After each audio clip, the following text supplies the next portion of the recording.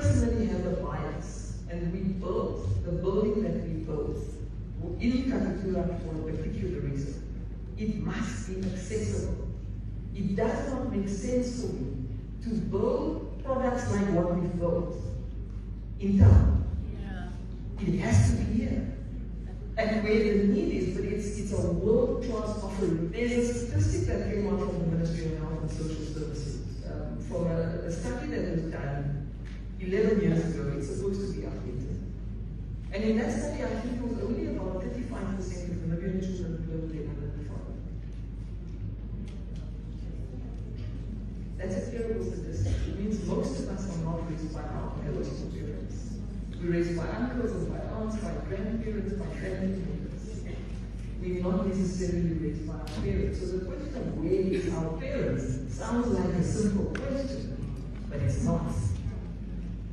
So that's the first thing I want us to think about. And in that context, the second part of where our parents are there, some of us are problematic. The things that Mr. Afrikaner was saying we should do, we do not do. Sometimes when I see my child, I'm already angry, I'm already shouting. I don't even want to hear it, I'm already judging you as soon as you finish talking to me. I call my sister, I no longer assume there's perfect parents, they aren't. I'm not even a perfect parent. There's no perfect kids. But somehow we need to find each other and need to manage each other.